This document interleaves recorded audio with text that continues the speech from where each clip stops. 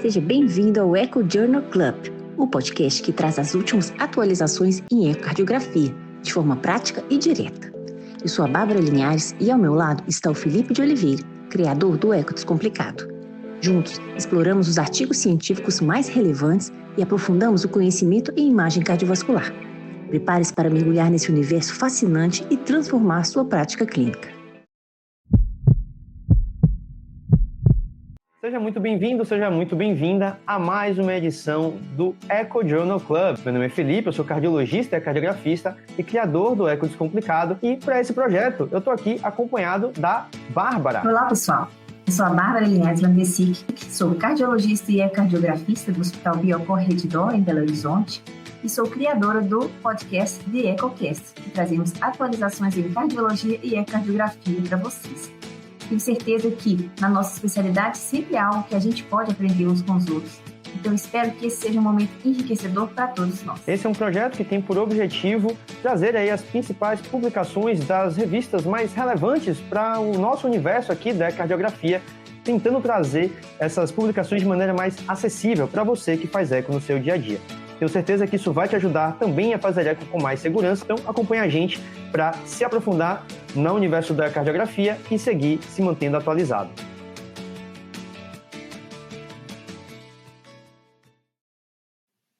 E aí, Bárbara, eu soube que você trouxe um artigo quente para a gente discutir hoje. Conta para mim o que foi que você separou para essa discussão do Echo Journal Club, para essa edição do Echo Journal Club.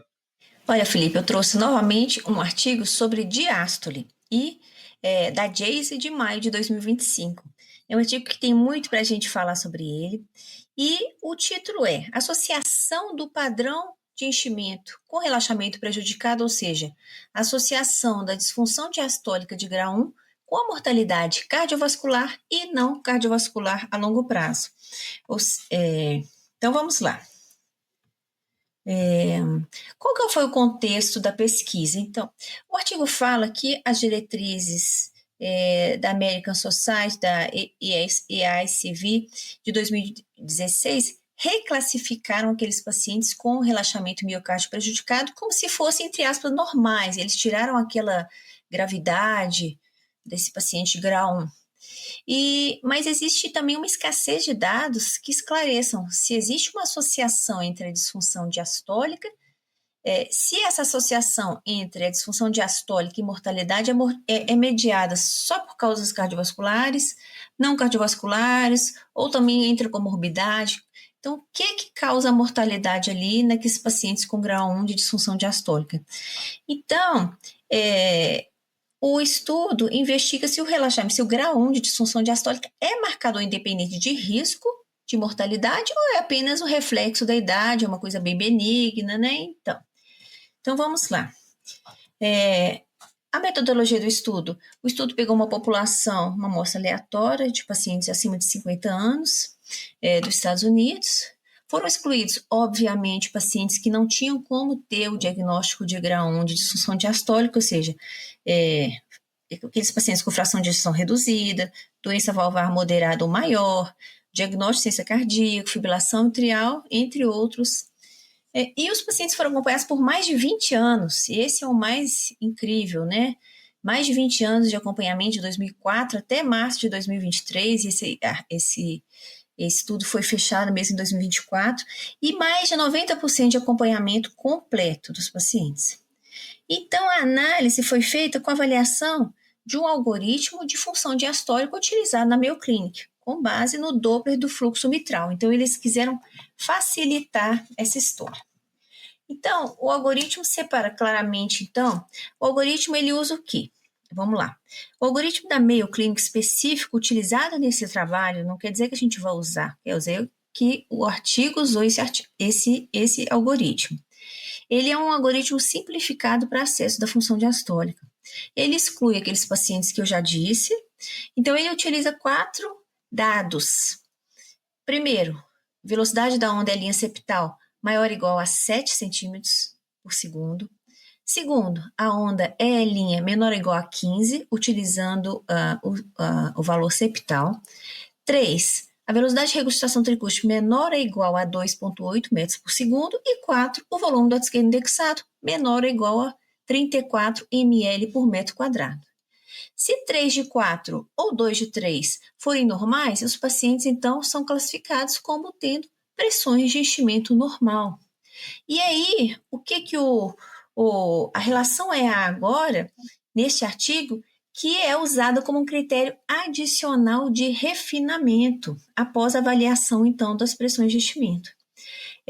A distinção entre grau 1 isolado, ou seja, uma EA menor ou igual a 0,8, e ela é usada para distinguir os graus mais graves, né? Então, esses pacientes que têm 3 de 4 normais ou 2 de 3, quando não tem a regurgitação tricúspide, quando eles têm a relação EA menor ou igual a 0,8, eles são considerados grau 1 de disfunção diastólica neste artigo. Então, através desse algoritmo de avaliação, eles conseguiram categorizar em pacientes normais, grau 1, grau 2 e grau 3, como a gente já conhece.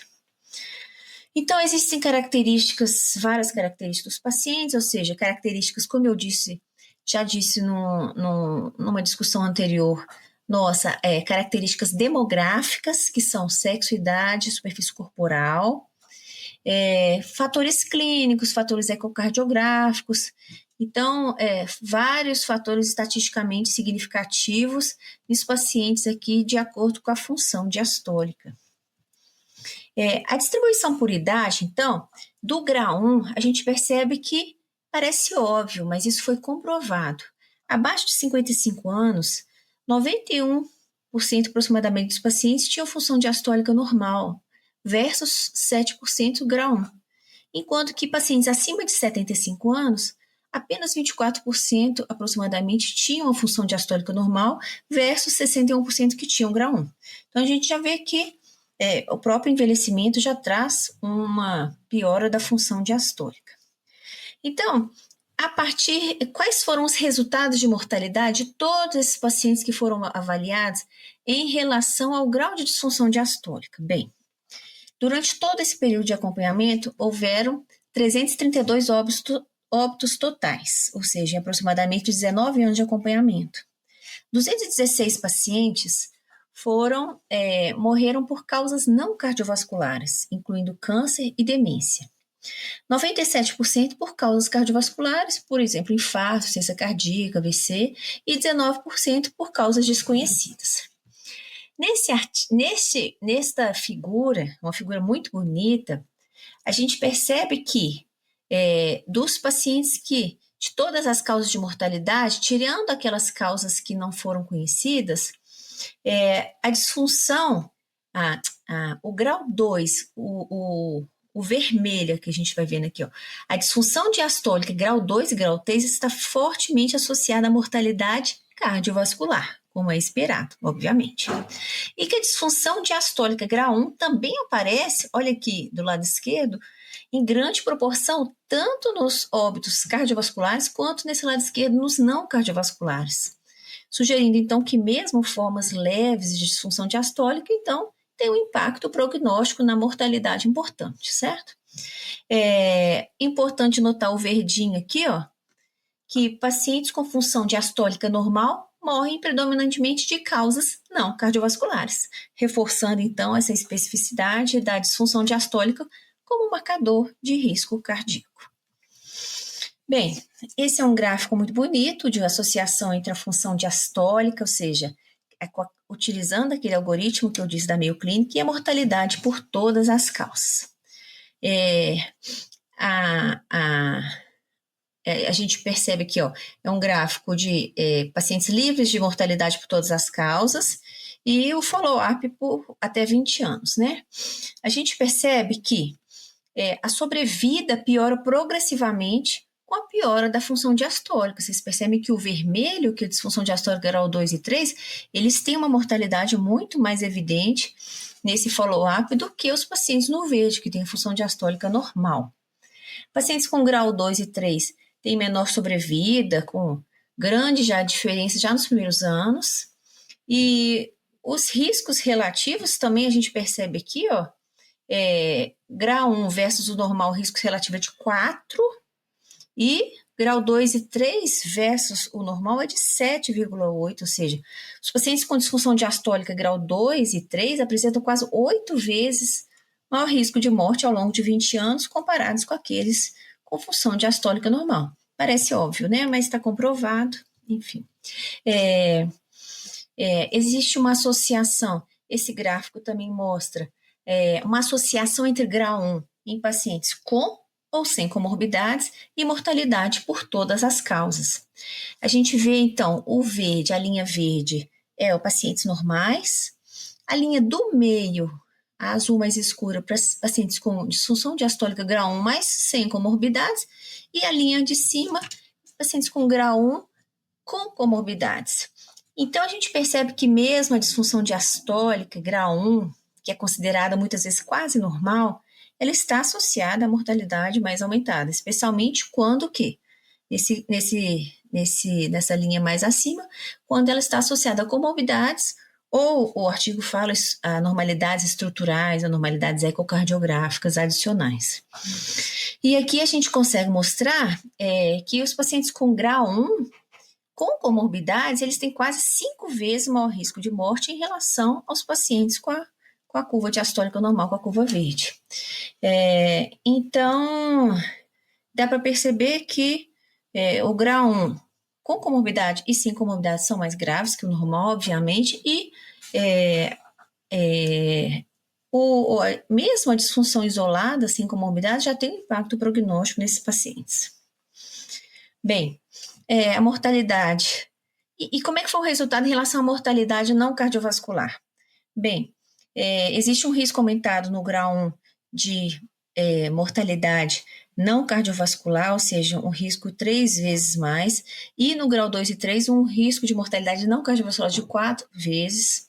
Então, a disfunção diastólica esteve neste trabalho associada a um risco aumentado de morte não cardiovascular, e o artigo enfoca que essa disfunção diastólica está especialmente relacionada ao câncer e à demência, que faz parte do envelhecimento natural da população também, né?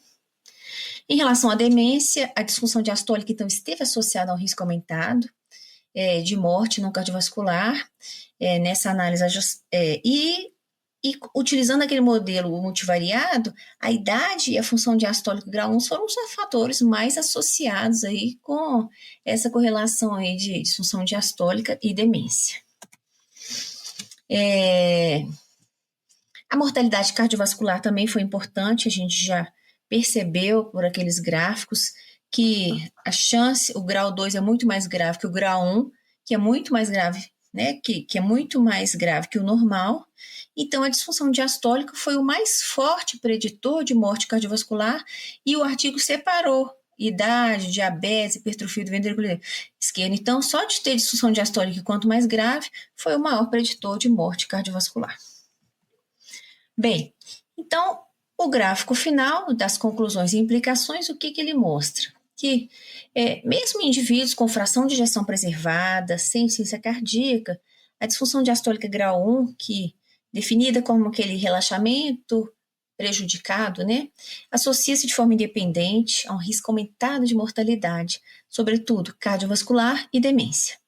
Então, esses achados, o artigo fala que reforçam a necessidade de manter essa classificação diagnóstica distinta, considerando sendo um biomarcador importante, a gente já sabe, ele é relevante, com potencial impacto na prevenção de insuficiência cardíaca e no prognóstico cognitivo desses pacientes. Então, eles falam para fazer uma revisão mesmo das diretrizes, destacar sim que existe importância do grau 1 como anormal e não é normal para a idade, identificar precocemente esses pacientes e mudar o estilo de vida, aconselhar eles a serem melhores do que eles estão agora. O artigo fala que é importante, e eles querem tornar o grau 1 de disfunção diastólica um biomarcador, ou seja, um marcador de risco cardiovascular e cognitivo. Agora é com você, Felipe. O que você achou? Que trabalho polêmico esse, hein? Trabalho polêmico. Será que a gente vai voltar a descrever a alteração do relaxamento dos nossos laudos? Será que é isso mesmo? Bom, eu estava conversando com você aí que, antes da gente começar, que na prática, assim, eu vou ter que me comportar um pouquinho como um advogado do diabo aqui, né? Até porque, como uma frase que eu costumo ouvir de minha avó, né, que o diabo está nos detalhes. E tem alguns detalhes interessantes desse trabalho aqui, que eu sei que você deixou o melhor para o final, você fez questão de apresentar o trabalho da maneira acadêmica, como tem que ser mesmo, você mostrou ali o que os autores trouxeram no trabalho, mas a gente precisa destacar algumas coisas aqui para que ninguém saia por aí também querendo rasgar a diretriz de 2016, não vamos rasgar essa diretriz, vamos rasgar a britânica de 2024 agora, 25 quer dizer, e vamos voltar a fazer relatar a alteração do relaxamento com uma relação a menor do que 0,8. Na prática, aqui tem alguns pontos bem peculiares aqui em relação a esse trabalho, né? Primeiro de tudo, interessante a gente ver como nem todo mundo gostou das diretrizes e seguiu as diretrizes à risca, né? A Mayo Clinic adaptou o fluxograma da diretriz aí de 2016 e criou o próprio fluxograma, colocando do jeito que eles acham. Uma curiosidade também é que a hipertrofia ventricular não entra necessariamente como causa de disfunção diastólica no fluxograma deles, mas, enfim, o fato é que eles resolveram ter o fluxograma deles próprio, e aí eu acho que é extremamente produtivo eles trazerem a experiência deles, né? Ou melhor, já que eles fazem algo diferente de todo mundo, eles têm dados para comparar o que eles fazem versus o que o resto do povo faz e ver o que dá diferente, né? E aqui a gente tem esse ótimo trabalho para a gente poder discutir. E o principal detalhe aqui que eu acho que a gente precisa contextualizar é que como esse trabalho ele acaba, infelizmente, comparando populações diferentes. Ele pega, se você for olhar a tabela 1, né, aquela famosa tabela 1, que traz ali a descrição das populações do trabalho, você vai perceber que as populações não são iguais, elas são diferentes, e são diferentes num ponto muito, muito, muito importante quando a gente está olhando para a mortalidade geral e também porque na mortalidade cardiovascular, que é a idade. Esses pacientes, os pacientes que tinham função diastólica normal, dita como normal, eles tinham 10 anos a menos do que os pacientes que tinham disfunção diastólica grau 1 e grau 2 também, tá? Vale destacar que entre grau 1 e grau 2 a a idade é muito semelhante, era na casa dos 75 anos, em 70 e 75 anos. E os pacientes com função diastólica normal tinham 65 anos. E ele dá até um percentual, eu acho, no trabalho, né, de quantos pacientes eram acima de 75 anos ou 60 anos, não lembro agora exatamente. Mas o fato é que a gente é uma população muito mais jovem e o tempo de segmento foi muito longo. A curva de mortalidade desses pacientes foi um tempo de 15 anos de follow-up. Então, basicamente aqui, o curioso é você ver que esses 10 anos de diferença é justamente depois de 10 anos que as curvas se abrem. Então, basicamente, o que eu acho aqui é que a gente não tem uma evidência muito clara de que o marcador é, de fato, alteração do relaxamento. O que a gente tem aqui são duas populações diferentes, que, na verdade, são a mesma população, que tem, com 74 anos, depois que a gente chega, a população de 64 chega aos 74 anos, ela começa a morrer mais também, junto com os outros pacientes lá e tudo mais, e por isso a gente tem essa diferença que ficou muito marcada aqui, mas que talvez não seja tão grande assim. Então, aqui é interessante a gente ver esse trabalho, que é um trabalho excelente, é um trabalho muito bom, que traz uma riqueza de dados muito grande para a gente poder estudar e discutir aqui, mas eu não acho que esse trabalho muda de vez o que a gente deve fazer e que a gente tem que continuar estudando e validar essa ideia aí em outros trabalhos. E eu não concordo com os autores que eles querem já mudar a diretriz, não. Eu acho que eu gosto mais da nossa diretriz como ela é do que a proposta deles aí. O que você acha? Você pensa igual a mim ou você pensa um pouquinho diferente? Me conta aí. Com certeza pensa igual, a gente não vai mudar nada. E o artigo só vem reforçar que o grau 2 e o grau 3 são obviamente mais graves e que o grau 1 continua, sim, com uma certa importância na forma da gente encarar e mudar a vida do paciente, estilo de vida, e a vida continua, né? Você foi cirúrgica e o grau 2 e 3 continuam sendo realmente um marcador de maior mortalidade. Isso aí é um fato, é um marcador muito grande. Isso aí, sim, eu concordo que é um biomarcador muito grande, a disfunção de história grau 2 e 3. Mas o ponto esse é mais um tijolinho na nossa construção do conhecimento para entender melhor a disfunção diastólica e as alterações da função diastólica relacionadas ao envelhecimento, né? Porque na prática, quando a gente fala desse padrão de alteração do relaxamento com EA menor do que 0,8, na prática a gente está falando de um padrão que talvez seja típico do envelhecimento, né, do ser humano, e que talvez tenha um impacto prognóstico, talvez não, a gente precisa ter mais tijolinhos aí para construir esse conhecimento e chegar a uma conclusão final. E o objetivo talvez não seja colocar mais uma regra nessa relação EA abaixo de 0,8, a gente está tentando tirar ela como um critério, uma E menor que A, a gente está querendo tirar isso arraigado da população e esse artigo voltou com isso, então... Pois é, um né? desafio. Flashback. É verdadeiro flashback. Então tá bom.